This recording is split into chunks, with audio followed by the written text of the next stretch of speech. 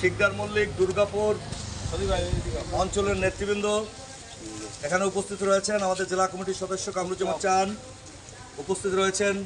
দুর্গাপুর বিএনপির সভাপতি জনাব মোস্তফা আলহাজ মোস্তফা, আমাদের জিয়া ভাই, আসলাম সহ ছাত্র নেতৃবৃন্দ এবং এই অঞ্চলের নেতৃবৃন্দ রয়েছেন।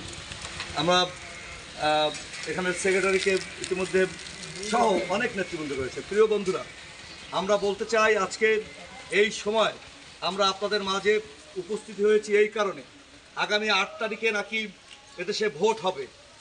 এই ভোট জনগণের ভোট নয়। যেখানে দ্রব্যমূল্যের ঊর্ধ্বগতির কারণে সাধারণ মানুষ দিশাহারা, ক্রয় ক্ষমতার বাইরে চলে গেছে, সবকিছু লুটপাট আর দামি নির্বাচনের মধ্য দিয়ে সংসদ গঠন করা হয়েছে। সেই সংসদের মধ্য দিয়ে আজকে উপজেলা নির্বাচন হচ্ছে, এটাও একপেশি নির্বাচন হবে। নিজেরা কামড়াকামড়ি করবে, ভোট দিতে গেলে আপনার ভোট অন্য দিয়ে যাবে। সেই আপনারা বিগত দিনে দেখেন নাই, দামি নির্বাচন হয়েছে, দিনের ভোট রাতে হয়েছে। আওয়ামী লীগ সরকারের আমলে কোনো ভোট সুষ্ঠু হওয়ার সম্ভাবনা নাই।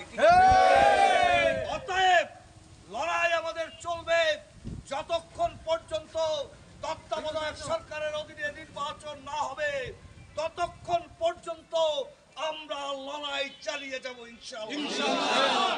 ভোট দেওয়া যেমন আপনার অধিকার, ভোট না দেওয়া আপনার অধিকার। অতএব ভোট না দিয়ে আপনার অধিকার বাস্তবায়ন করবেন। রাজি আছে?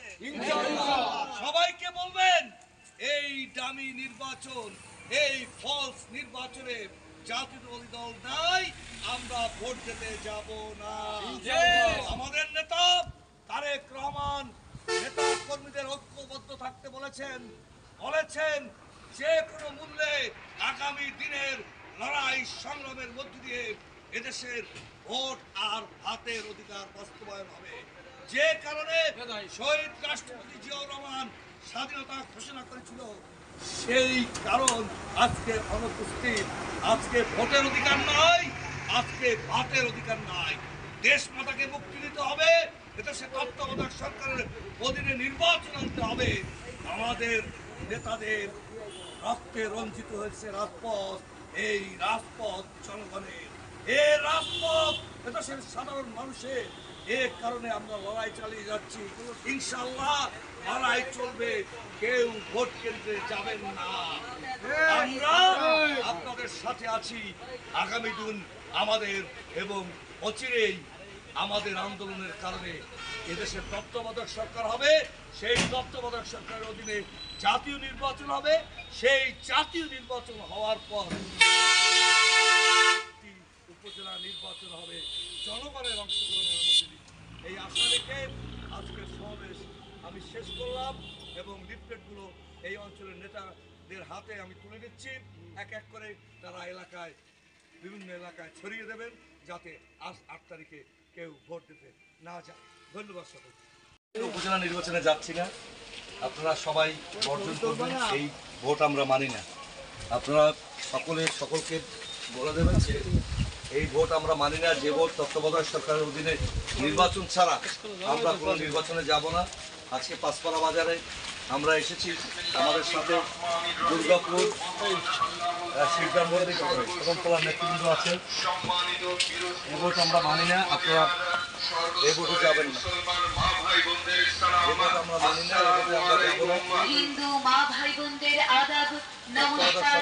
অন্যান্য জাতির প্রতি শুভেচ্ছা সহ প্রাণ ঢালা অভিনন্দন। গরিব দুঃখী মেহনতি মানুষের বন্ধু, রিক্সা শ্রমিক নেতা, পিরোজপুর পৌরসভার উন্নয়নের রূপকার, সাবেক সফল চেয়ারম্যান, বীর মুক্তিযোদ্ধা এমপি লিয়াকত আলী শেখ বাদশার ভাতিজি, পান্না শেখের মিশনের সভাপতি ও সমাজ সেবিকা,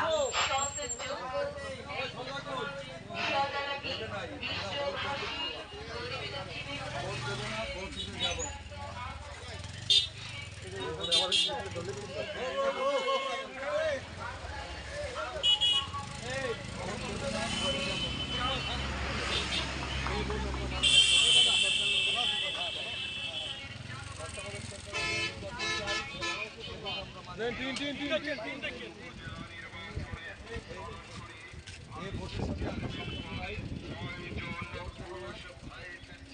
ভোটে যাব না। আমরা এই নির্বাচনের সাথে জনগণের সম্পর্ক নাই, আমাদের উপরে সম্পর্ক।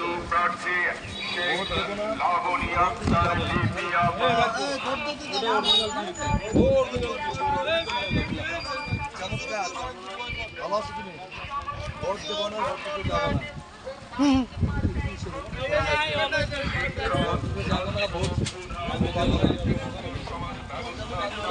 যাবো না, ভোট দেব না। এই নির্বাচন মানি না, এই নির্বাচন জনগণের নির্বাচন নয়। কিছু বলেন এই ভোট আমরা আসেন, ভোট দিতে যাবো না, সবাইকে দোয়া ভোটে যাবো না, দাবি ভোটে যাবো না। পিরোজপুর সদর উপজেলায় নারী ক্ষমতায়ন দেখতে চাই। শেখ লাবণী আক্তার লিপি আপার বাইক মার্কায় ভোট চাই। পিরোজপুর সদর উপজেলায় বৈষম্য ও নারী নির্যাতনমুক্ত সমাজ দেখতে চাই। শেখ লাবণী আক্তার লিপি আপার বাইক মার্কায় ভোট চাই। এ ভোট আগামী নির্বাচনের ভোট আমরা ভোট দিতে যাবো না। ভোট পর্যন্ত তত্ত্বাবধায়ক সরকারের অধীনে নির্বাচন হবে, সেই নির্বাচনে আমরা যাব। দ্রব্যমূল্যের দাম বিশ্বাস, এই অবস্থাতে ভোট হওয়া উচিত নয়। বক্তৃতা দেন।